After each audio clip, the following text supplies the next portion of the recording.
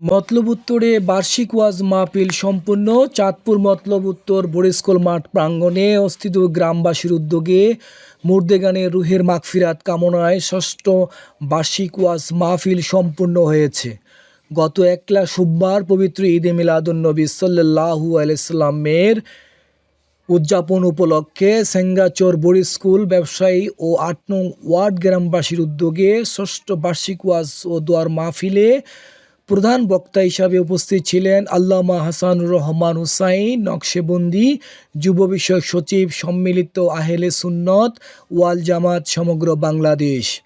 হযরত মাওলানা মুফতি জাহাঙ্গীর আলম মুজাহিদ ও হাফেজ মোহাম্মদ আব্দুর রহমান সঞ্চালনায় বিশেষ অতিথি হিসেবে উপস্থিত ছিলেন পীরজাদা মুফতি আব্দুস সালাম বিপ্লবী, দাউদকান্দি, কুমিল্লা।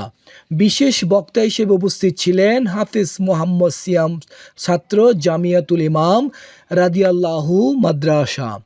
সার্বিক সহযোগিতায় ও আয়োজনে বোর্ড স্কুলের সকল ব্যবসায়ী বিন্দু ও ৮ নং ওয়ার্ডের গ্রামবাসী। মতলব উত্তর বোর্ড স্কুলের ব্যবসায়ী ও মাহফিলের আয়োজনে ব্যবসায়ী মানিক, ব্যবসায়ী বাবুল, ব্যবসায়ী আবুল হোসেন ও গ্রামবাসীরা এই সময় উপস্থিত ছিলেন।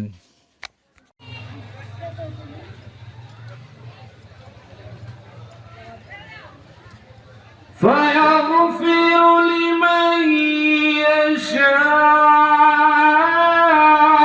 ويعذب من يشاء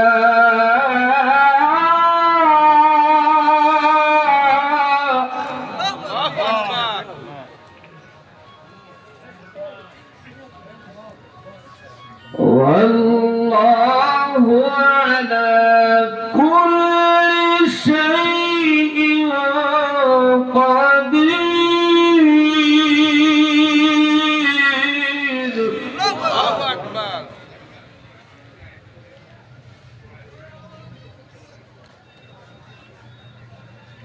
آمن الرسول بما أنزل